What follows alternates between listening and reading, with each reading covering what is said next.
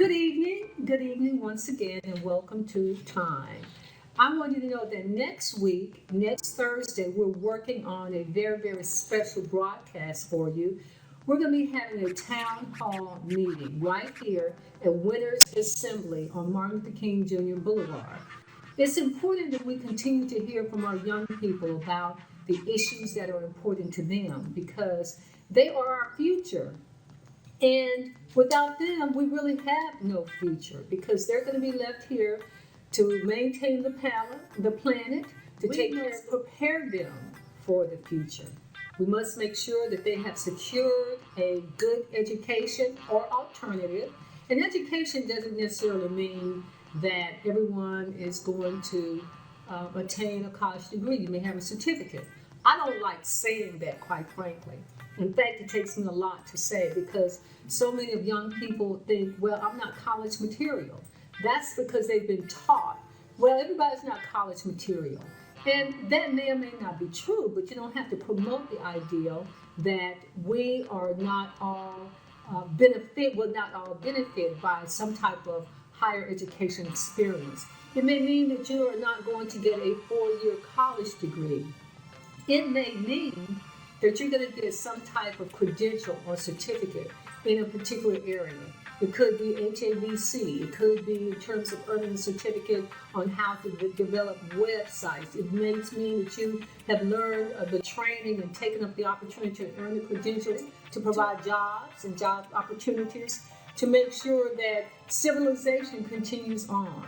And without a stable youth population, man is doomed to fail. To face this issue about stop and frisk that affected so many more young black men. Seems like they want to just get rid of us, go through this genocide. They used to say they're at risk, but it continues to promote this apology for stop and frisk. And as a matter of fact, I read that the only way it was tempered down is that Barack Obama had to come in on the federal level and say, this has got to stop. Of course, how many times have you had an in-person town hall? It's okay to do electronic stuff. We do that. But when you can actually see your representatives face to face, to ask them the questions, to have them explain their record, to tell you why they're not showing up to vote, to tell you why our congressperson did not show up to vote for the $1.4 trillion budget. And I'm not making that up. We've got to make some improvements. We've got to make some adjustments. We've got to work on behalf of your children, your grandchildren, your nieces, and your nephews. That's very important. We must work on some of these solutions for our young people. We just can't continue to talk. It's Time show. It's so pleasing to be with you tonight on this brisk, cold day. It's actually cold outside. So if my voice sounds a little raspy, it's because I've been out in the elements. So we're going to move on, though. I'm not sick. I don't have a cold. I just want you to know that it's a little raspy. We have a great show for you tonight, and it's going to be me. It is going to be me. And as we start out with time, many ask, how did you get this title for your show? And I got it from Ecclesiastes 1:3-1-8.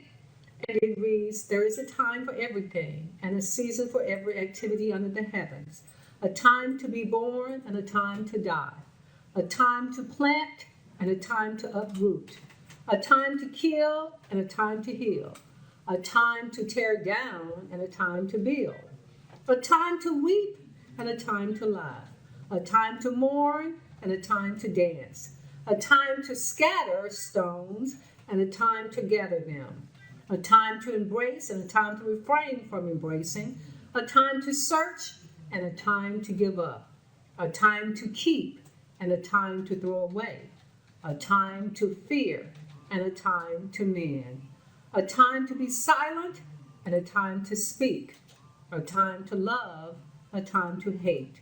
There's a time for war and a time for peace. Yes, it's time with Barbara, Mallory, Caraway.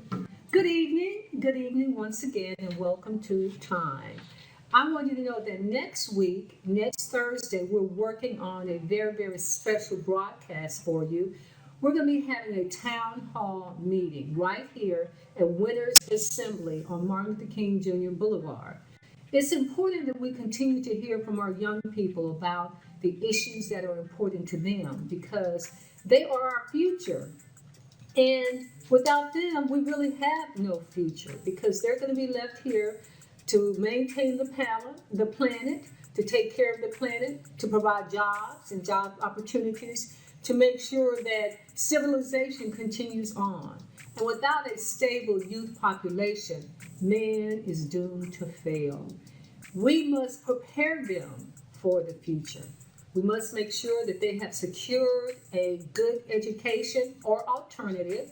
And education doesn't necessarily mean that everyone is going to attain a college degree. You may have a certificate. I don't like saying that, quite frankly.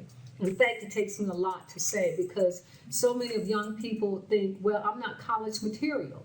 That's because they've been taught, well, everybody's not college material.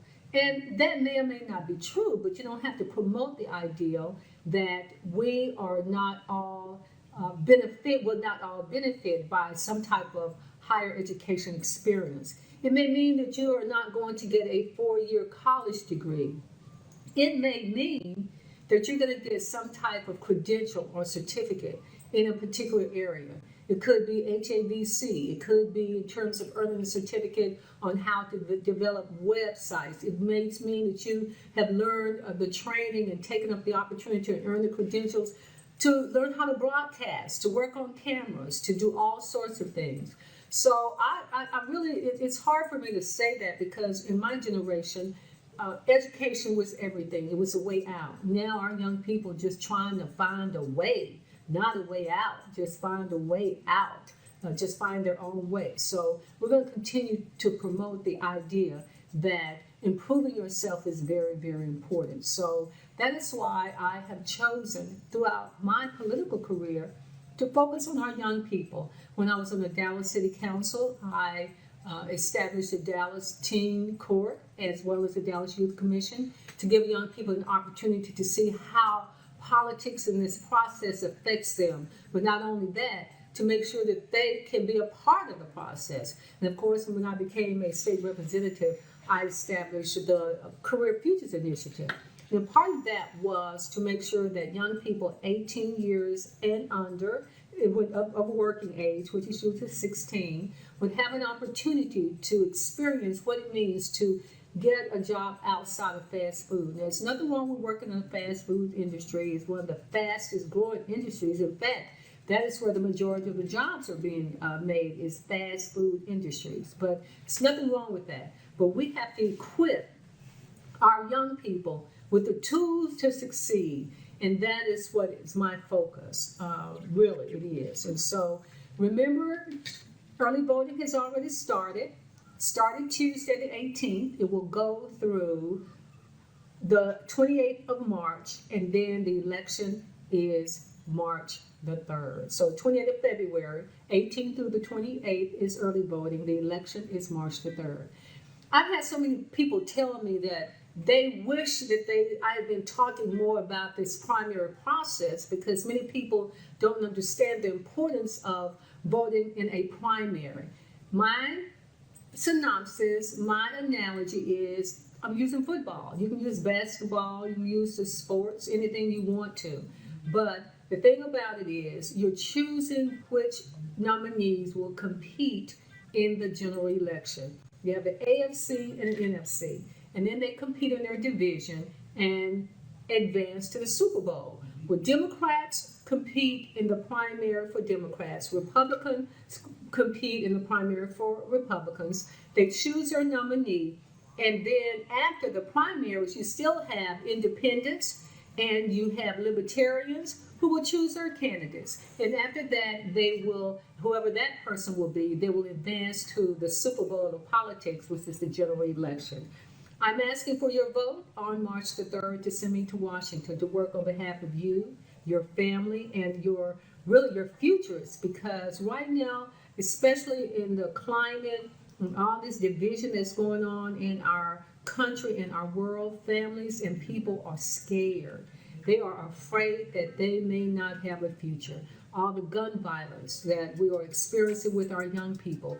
There is a high unemployment rate, and I'm going to talk about that in a minute, with our young people. You still have a high rate of teen suicides. So they're afraid for their children. Most of us have worked very, very hard to attain some semblance of success, but it seems like all of that is crumbling now because of the focus on just the wealth, the top 1%.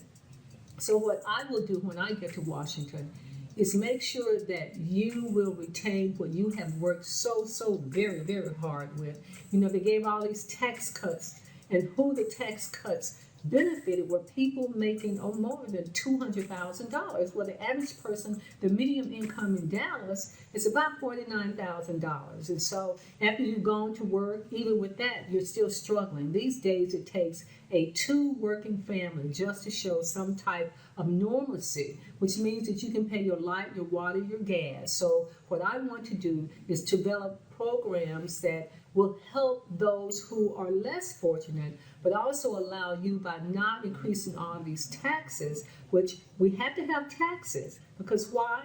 Because that's how you get your public services. That's how you will maintain your roads. That's how you will maintain your water. Now that, you know, your electricity, which was a big issue at some point, but all of that, you know, it used to be a public utility. But as far as municipalities are concerned, your roads, your sewers, all of that, you have to pay for that. And we have established, the United States municipalities, governments, have established a system by which you can contribute to that.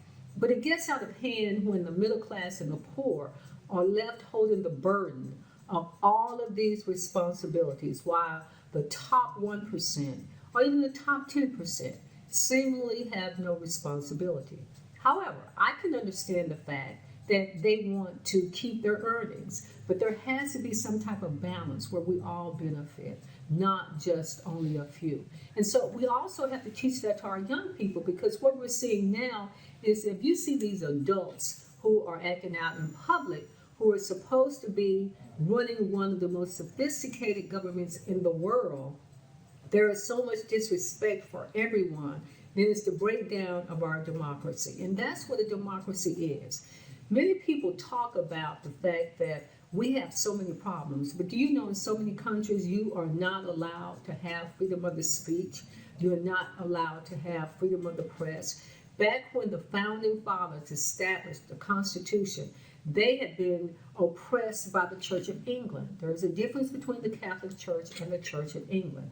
You know, so you have to look at how that all came about, and they was tired of being just really ruled by the kingdoms, which President Trump seems to believe that he is a king. We do not have a king, but the Congress has relinquished so much power to the presidency during times of war, during times of stress, that what we need to do, what I advocate doing, is reining back in that power to Congress, because you create an autocracy when you give one person all that power, and then they take advantage of it. And so we have to see what is going on.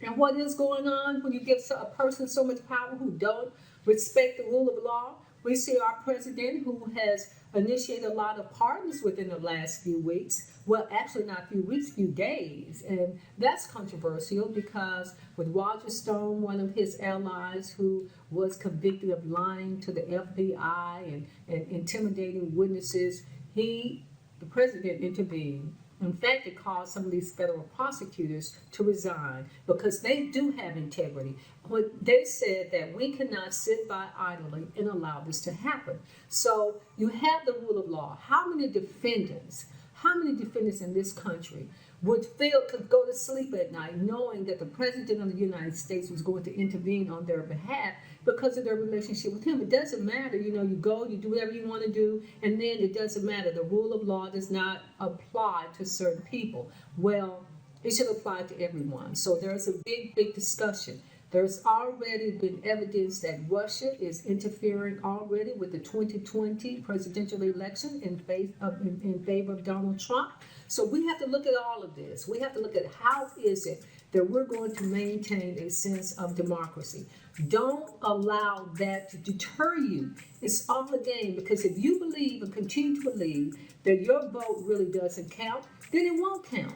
It won't count because you won't believe that it counts. But remember, our Constitution, the Founding Fathers in the preamble, said that we have unalienable rights, and that is the right to life, liberty, and the pursuit of happiness. But we have to continue to pursue that. Just like going to church, if you don't study the Bible for yourself and rely on others to dictate it to you, then there's a possibility that you're going to miss out a lot and you're going to miss the point. So we just can't leave our democracy, even when you elect people, just leave it up to them, which we tend to do. You have to be actively engaged. And so we're watching all of this unfold before our faces, where the rule of law does not matter to some people. But I want you to know that Barbara Mallory Caraway respects the Constitution. I had the opportunity to go to the Revolutionary Museum in Philadelphia. You saw me there because I Facebook Live. And regardless of what the historical context of the country and as it relates to African Americans or blacks, Negroes, coloreds, however we were described at that time, we weren't even that nice, but that still dictates a system that allows you to be a participant if you choose. If you choose. People have literally died. They have gone to war. They have fought in war. Then you have the Civil War. That issue was fought over slavery. How can you continue to enslave human beings and treat them as animals? So we have all these wars that have been fought. You have the war that was fought, theoretically, because some people did die just trying to vote. You have civil rights leaders like Medgar Evers, and you have, even for some, Malcolm X and Martin Luther King Jr., but you also have Shirley Chisholm. People like that was the first woman to run for president of the United States, really first minority or non-white. So, and you had, obviously you had an Irishman, so you had a Catholic. So the United States is changing, where it was just not Judeo-Christian, but the fact that the Constitution allows certain freedoms and people are pushing the envelope. Do I agree with all of this? No, I'm not going to suggest that I do. But what I want to do as an elected official, as a member of Congress, is to continue to make sure that you get your tax dollars by introducing legislation that benefits our community. Stop taking it down to, I call downtown Dallas the Emerald City, because how many people would not want all of our communities to look like downtown Dallas? There's been a lot of money put into it. I applaud it, but it needs to be equitably distributed to make sure that everyone has opportunity. And that means that the infrastructure must allow to be continued. But most importantly, the education, where we put money into a system that allows everyone at least a chance and an opportunity to achieve that education. Again, earlier I talked about it may not be going to a four-year college, maybe it's going to a community college, maybe it's going to a trade school. Maybe it's just that you are so committed that you want to start your own business as an entrepreneur, particularly these young people. So what I want to do is to have a fund that's directly related to young entrepreneurs. We have, of course, we have a business, the Small Business Administration, we have all of that. But we need to focus on the emerging economies that young people are pursuing. And they're pursuing it in a manner that they need help and they need support. So you have that group, you have people who are still working to maintain their homes. There are some gorgeous places, that you would never even imagine in this world, in this country. And everyone should have an opportunity to attain that right, to go to work, to feel safe in your home. The other thing that we must continue to look at is look at the fact that we have all of our, not all of them, but a large number of our young people who are committing suicide, who said, well, life just isn't even worth living. I pulled up some statistics, and I saw that just here recently, statistics show that 1.3 million adults who are 18 years and older have had some thoughts or committed suicide. In fact, suicide is the third leading cause of death. The third leading cause of death, suicide, between the ages of 10 to 14.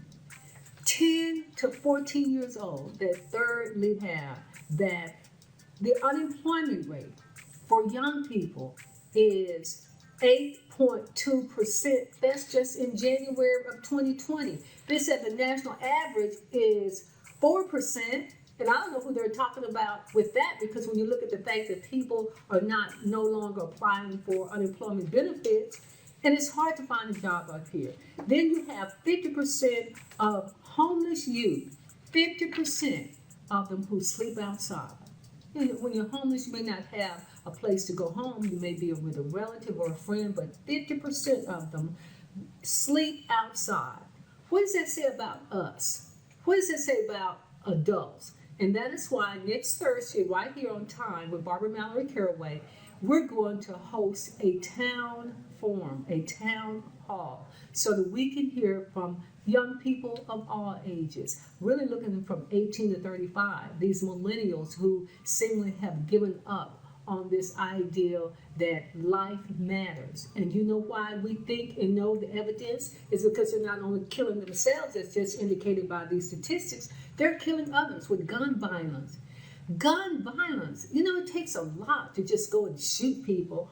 But we're going to be talking with them next week right here at 6 o'clock. And we're going to take a whole hour to do that and to hear exactly what they're saying, have a panel of experts to talk about. And these are going to be within their peer group.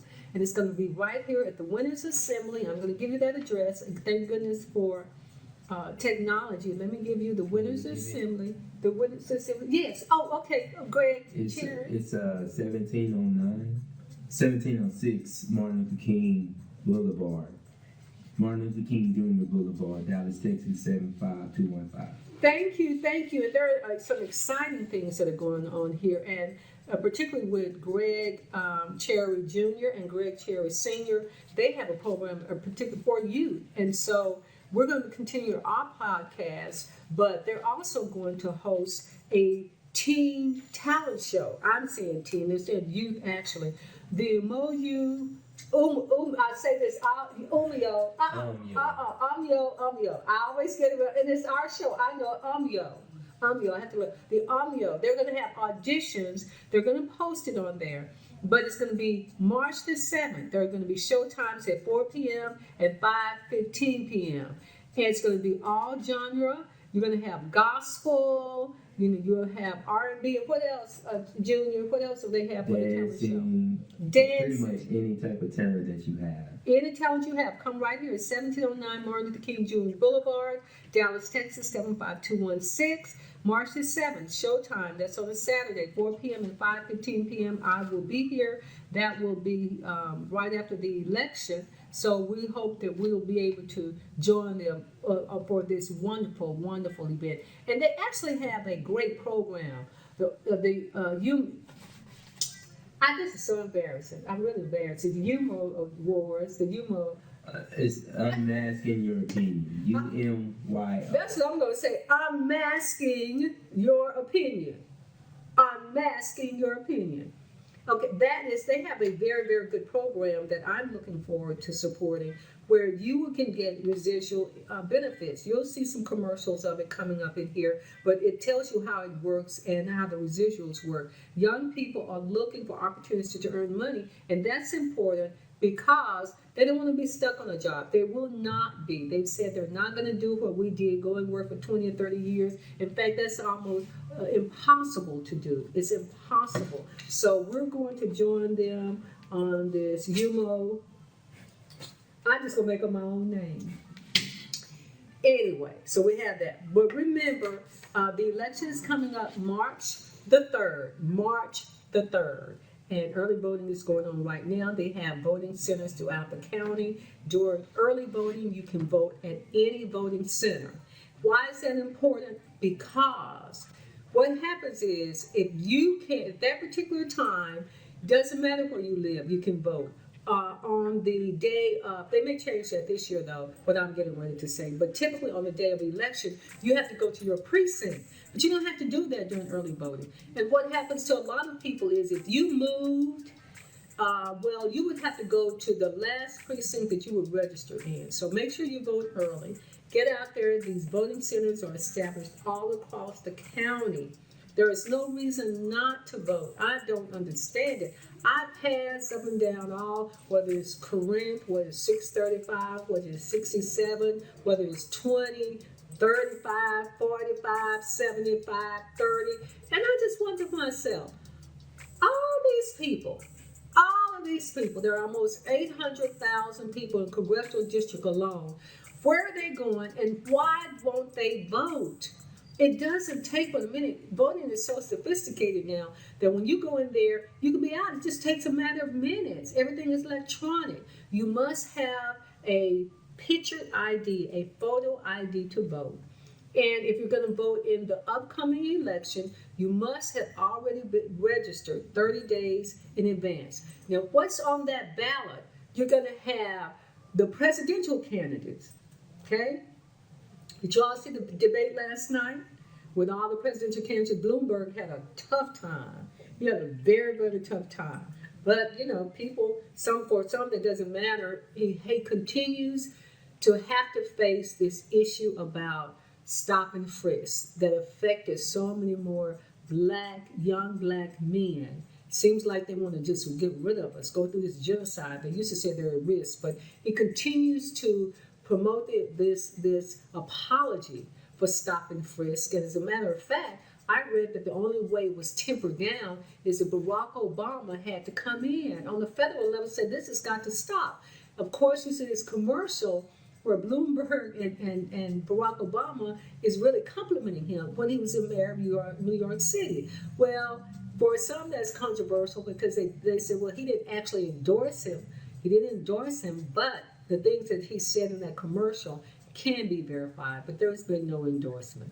But you still have the candidates that you must choose from, which they're all going to be on the ballot, starting with the presidency, then it's going to go down to the congressional races, the judges' races, you have state representative races, you have U.S. Courts of Appeals. So you must go out and vote because you can't just sit around and not do anything.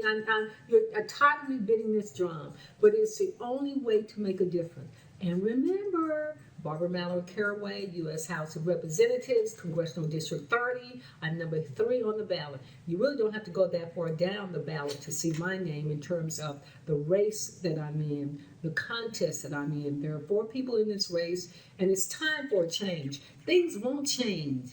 If we allow people to stay in these offices for 30 and 40 years, that's what's happened, that they become so comfortable. And you become comfortable voting for them just over and over again. But it's the only way that we need to make progress is we've got to make some changes. We've got to make some improvements. We've got to make some adjustments. We've got to work on behalf of your children, your grandchildren, your nieces, and your nephews. That's very, very important. We have to do that because we don't.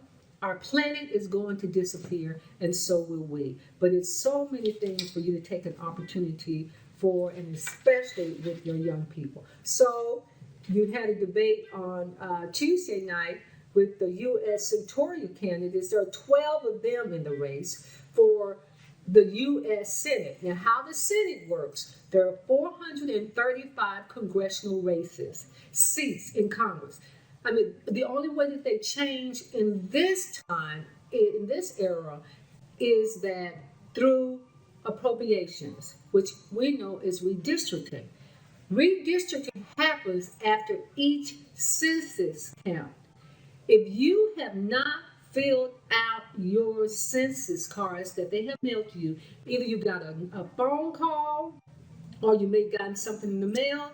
And I was listening to NPR, National Public Radio, which you hear is 90.1 KRA, that you can, in some cases, you can go online. People are a little leery about that because we can see what the Russians did, but you must fill out your census because it determines the population, the growth. If you are in a state that gained population, you will gain congressional seats. Now, what happens, who gets in those seats through appropriations and the redistricting of population, they're drawn. The state legislature, the Texas state legislature, and legislatures across the country, by law, are charged to draw the congressional races, the House races, the Senate races, the school board races. Now, on the local level, the city council will draw their seats. On the county level, the county commissioners draw their seats. But all of those districts will be redesigned because of population. Really, Texas may gain another 2 congressional seats because the population is exploding. Also, when you fill out that census, it determines how much money, federal dollars will come to each state because of the appropriations of money. It follows you. It follows the individual.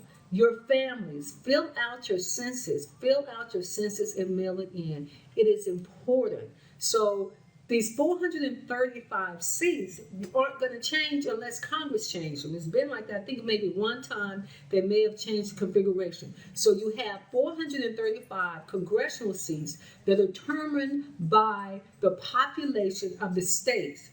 The U.S. Senate seats, there are only 2. There are only 100. And you have, even in the Congress, Washington, D.C., you've heard them talk about statehood. They have a seat, but they have no voting power. I mean, that's horrible. Many, many years ago, Jesse Jackson fought for statehood. It still has not happened. But each state only gets two senators. 2 senators, and they are elected. You have the primary with the Democrat and the Republican. They both face off in the general election, and the majority of the people who vote for those individuals determines who's going to win those 2 seats. Right now, we have 2 Republicans for Texas. Our 2 Republican senators are Ted Cruz and John Cornyn. And John Cornyn, of course, is going to be challenged by a Democrat. I don't think he has substantial, competition, if any at all, in the primary. But the Democrats have 12 people who are vying to make it to a runoff because it's just too many candidates. It's just too many candidates, and no one is going to get that 51%. They're just not. It's too many, and it's too many viable candidates to be able to do that. So you actually can, if you like to preview your ballot before you go to vote, you can do that. How do you do that? For those of you who know how to go online, you can go to Dallas County Elections or DallasCountyVotes.org. It will tell you to preview a sample ballot. You put your address in there, you put your name, your address, and then it will pull up a sample ballot. You can take a look at your ballot before you even go to vote. And if you need some help, you got grandkids, you got nieces and nephews 6 years old that can pull up things for you. So if you'd like to preview that ballot before you go to vote, you can do that as well. If you want to request a mail-in ballot, tomorrow, Friday, the 21st, is the last day to request a mail-in ballot because you have to, for an application, you request the application, you send that into the county, and they will send you a ballot, and the ballot must be posted. Actually, you can do it on the day of. You want to wait that because then it becomes what they call I'm trying to think of what they call it when it's not, it can come up later on and they can vote or look at it if it's in contest. But you can still request. You can still request a mail-in ballot by calling Dallas County. They will mail you an application. You can fill it out, mail back in the application. Students can do it. Anyone 65 years and older can automatically vote by mail. But if you're going to be away out of the county and you're a student or for any other reason, for anybody, then you can request a mail-in ballot so that you will be able to participate in this process. There's really no reason except people say, well, I don't want to because they're going to do whatever they want to do. So, I run into so many people like that. And then the unfortunate thing is people don't realize that if they didn't already vote or register, they can't vote. So remember, early voting is now through February the 28th, which is next Friday, and then the election is March the 3rd. So it's very important. This is a leap year. Do you know that? This is a leap year. There are 29 days in February this year. So That's very interesting. My grandmother, my mother's mother, was a leap year baby, so she'll have a birthday this year. Technically, we know when they get older, but their birthdays are not recognized because it's only 28 days every other year, 29 days every other year. But please go out and vote. And when you vote, I hope you vote Barbara Mallory Caraway for Congress. But we must work on some of these solutions for our young people. We just can't continue to talk. And I have a plan to do that by engaging the people who are affected by the decisions that I make. I can't just depend on, just to make decisions in a vacuum. How many times have you had an in-person town hall? In-person town hall. It's okay to do electronic stuff. We do that. But when you can actually see your representatives face to face, to ask them the questions, to have them explain their record, to tell you why they're not showing up to vote, to tell you why our congressperson did not show up to vote for the $1.4 trillion budget. And I'm not making that up. It was posted in the Dallas Morning News. The only congressional Texas representative that did not vote for that budget. It is your voice. She didn't vote for or against. She just didn't show up to vote at all. So we have to have someone who is going to be representative of us. And so remember that March the 7th is the talent show right here at 1709 Martin Luther King Jr. Boulevard. And then you have, that's going to be ongoing. Junior, how often are you going to have these talent shows? Actually, the talent show is going to be going every week. So every Saturday, it's going to alternate. So 1 week is going to be the youth. The next week is going to be the adults talent show. But the youth still behind. They're still going to be doing the production from behind the scenes. Wait a minute now. What do you mean adults? How old do adults have to be to participate in these talent shows? Starting from 20 up. Now I consider that young. When you say adults, I was talking about people like 40 and 45. Hello, how are you today? Hey there. And so do they have to, if they're going to participate in a talent show, what's going to be available to them? Are they going to have to bring their own music or their own talent, not in terms of talent, but whatever they're going to use, are you going to already have that set up for them? Do they have to register? Do they have to register? They have to audition for the show. It's going to be a $25 audition.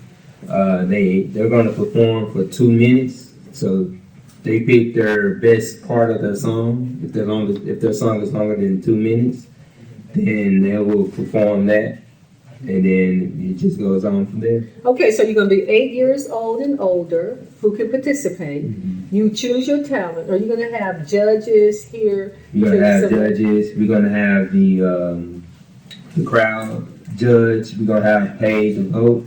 So when we go live, the people that's watching it live is going to be able to vote for that particular talent. Okay, and so it's open, doesn't matter, 8 years old or older. Come ready. Now, let me ask you this. Since they have to audition, the show times are 4 p.m. to 5:15 p.m. So what about, when does the auditions take place? On the second you have, when are the auditions?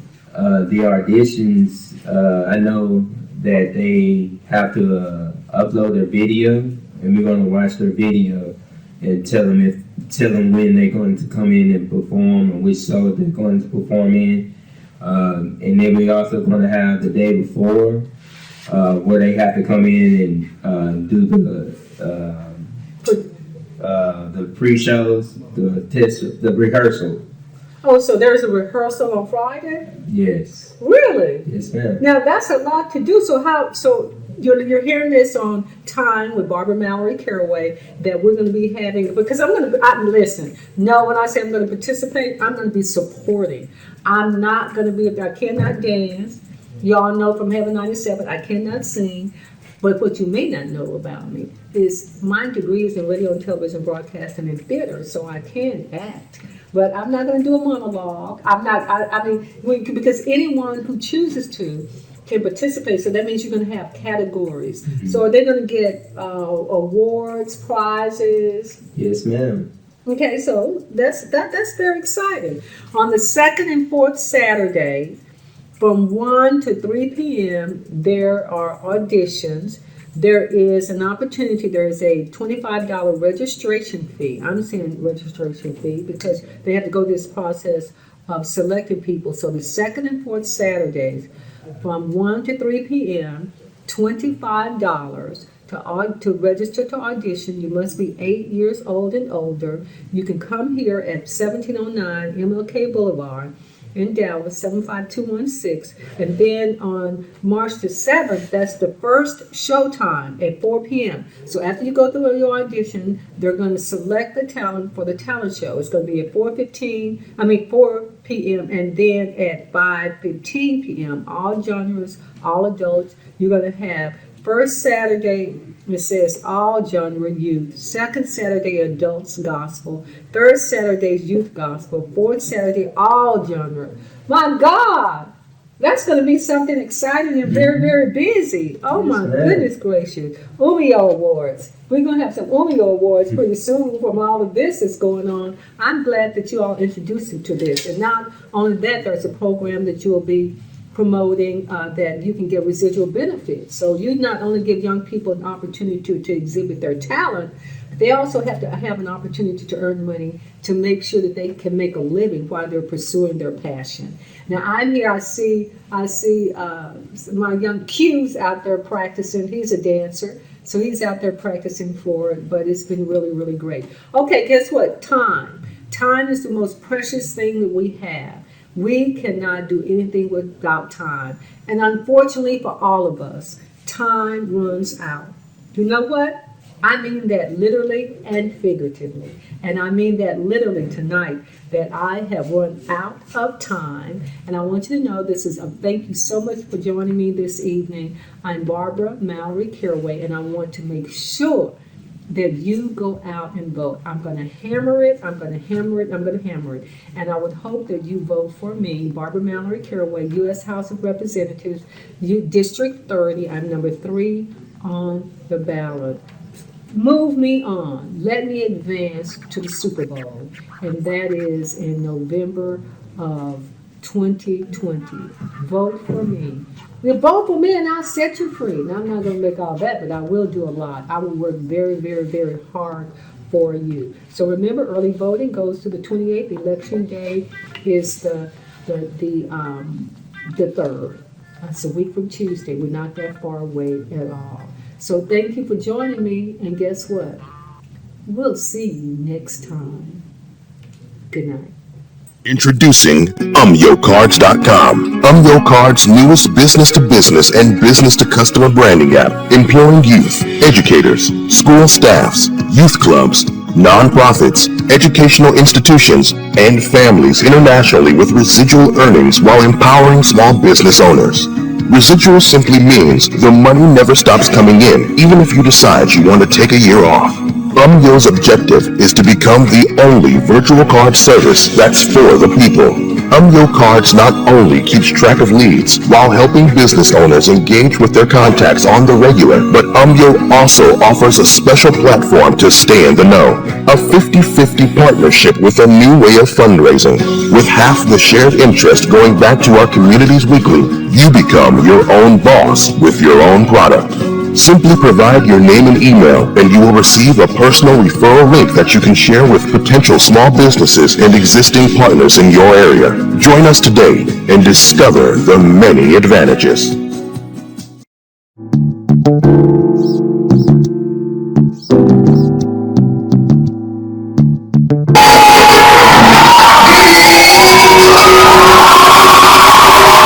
Hey there! Have you ever wished for the whole world to hear your voice?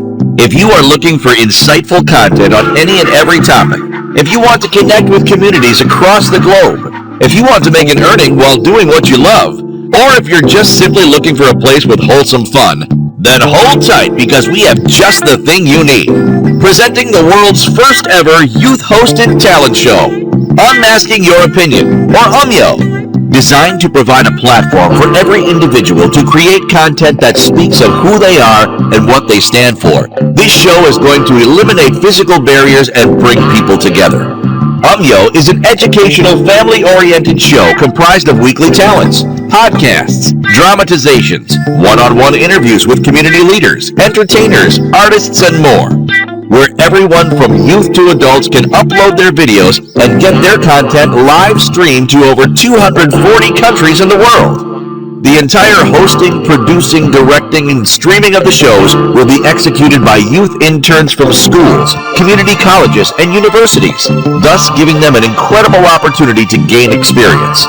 The best part is that both interns and winners will share in weekly earnings made through the weekly and bi-weekly shows. Sounds amazing, right? Entering your content in UMYO is easy. Visit our website, www.umyonetwork.com, to register. Give an audition, held on every second Saturday at 12 p.m. Once done, you can upload your 2 minutes 15 seconds performance videos online for everyone to see and vote. And it costs almost nothing. Just a one-time audition fee of $20 and then $5 per month to upload. UMYO will use all collected monies towards supporting the show cost and to reward weekly talent hunt winners with gifts.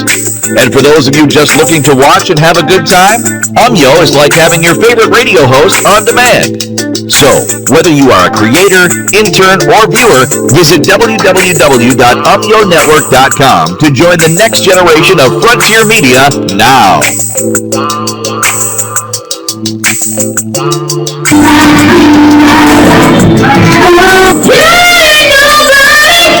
Has everybody it's a song about a man in the road.